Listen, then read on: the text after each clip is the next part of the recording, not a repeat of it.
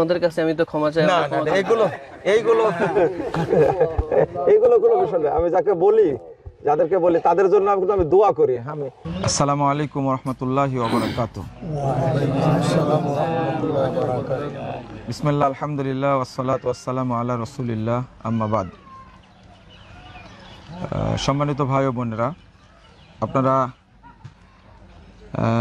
জানেন যে গত কালকে 27 এবং 28 তারিখ, আজকে 28 তারিখ, বৃহস্পতি শুক্রবার চলছে পূর্বচল সালাফি কনফারেন্স। আজকে আমি খুতবা দিলাম, এই কনফারেন্সের জুমার খুতবা। এই খুতবা শোনার জন্য এসেছেন আমাদের এক ভাই শেখ মুফতি মারুফ কাসেমি। আপনারা এই যে মিডিয়ায় অনেক কথা শুনছেন, আমার কাছেও কিছু কথা আসে। আলহামদুলিল্লাহ, অনেক ভাই এইভাবে দ্বীনি দাওয়াত পেয়ে নিজের বুঝটা সংশোধন করে, ঠিক তেমনি আমাদের ভাই আলেম মানুষ এবং বুঝদার মানুষ, তিনি বুখারিজ দার্স দিতেন, 3-4টা প্রতিষ্ঠানের সাথে জড়িত ছিলেন। কিন্তু আমাদের ভাই মুফতি মারুফ কাসেমি এখন নির্যাতনের শিকার। দেখুন আল্লাহর রহমতটা কেমন একটু চিন্তা করুন, যে আগের বুঝটা তিনি আহলে হাদিস আলেমদেরকে নিয়ে বা বড় বড় বিদ্বানদেরকে নিয়ে অনেক কথা বলেছেন। আজকে তার বুঝটা সংশোধন হওয়ার কারণে তিনি আমাদের কাছে আসছেন। আলহামদুলিল্লাহ, আজকে খুতবা শুনছেন এখানে।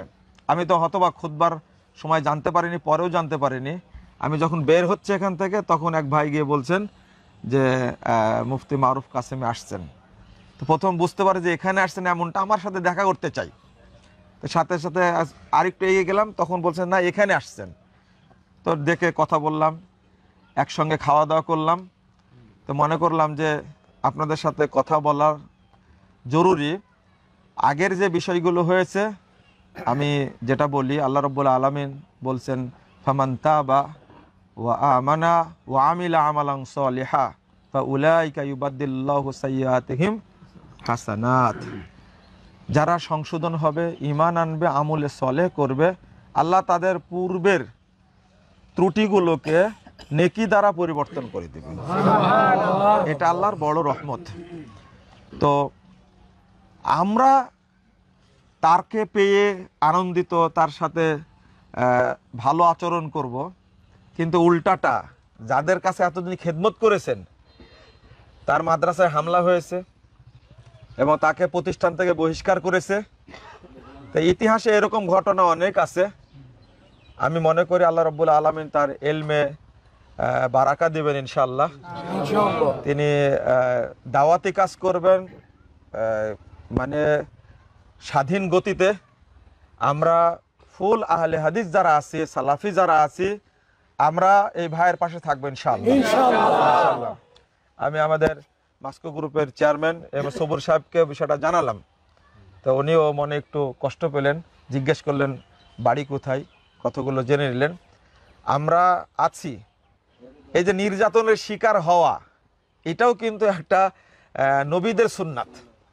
আমরা নিজেরাও প্রোগ্রাম করতে গিয়ে ইট পাটকেলের শিকার হয়েছি, প্রোগ্রাম বন্ধ করে দিয়েছে।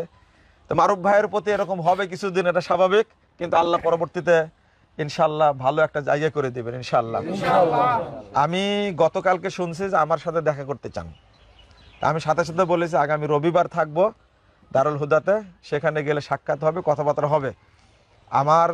আমাদের পথ খোলা, আলহামদুলিল্লাহ। আমরা তাকে সম্মান করি এবং করব ইনশাল্লাহ। যারা আলেম, তাদের ব্যাপারে আমাদের শ্রদ্ধা আছে এবং থাকবে ইনশাল্লাহ। আর যারা আমার আলোচনাটা শুনছেন, বাংলাদেশের যেখানেই যাবে, আমাদের মারুফ ভাই, সেখানে তার নিরাপত্তা দেওয়ার দায়িত্ব আপনাদের। প্রথমত আল্লাহর কাছে দোয়া, আল্লাহর কাছে রহমত চাই, আল্লাহর কাছে নিরাপত্তা চাই। যারাই কোরআন এবং সুন্নাহর ছায়াতলে আসবে, সালাফি মানহাজ গ্রহণ করবে, আল্লাহ তুমি তাদেরকে তোমার পক্ষ থেকে নিরাপত্তা দান করো। আর হেদায়েত এমন একটা জিনিস, সর্বশ্রেষ্ঠ নিয়ামত হলো কি? সর্বশ্রেষ্ঠ নিয়ামত। ইহদিনাস সিরাতাল মুস্তাকিম। যত দোয়া আছে তার মধ্যে শ্রেষ্ঠ দোয়া হলো ইহদিনাস সিরাতাল মুস্তাকিম, সিরাতাল্লাযীনা আনআমতা আলাইহিম। এই যে আমরা সালাফদের পথে চলি আর মানুষকে বলি আপনারা সালাফদের পথে চলেন, আপনারা সিরাতুল মুস্তাকিমে চলেন এবং দলিল ভিত্তিক আমল করেন। তো আমি কথা বেশি বাড়াতে চাচ্ছি না, আমি এতটুকুই বলবো যে আমাদের ভাই, আমরা তাদের সাথে চলবো, তাকে সহযোগিতা করব। বাংলাদেশে যে যতই চেষ্টা করুক না কেন, এই দাওয়াতকে কিয়ামত পর্যন্ত কেউ আটকে রাখতে পারবে না ইনশাআল্লাহ, ইনশাআল্লাহ, ইনশাআল্লাহ।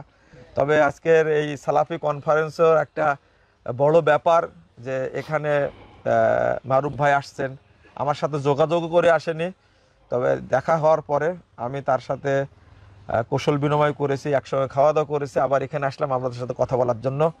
তো আপনি কি 1 মিনিট কথা বলবেন? আচ্ছা বলেন। জাযাকুমুল্লাহ খায়রান।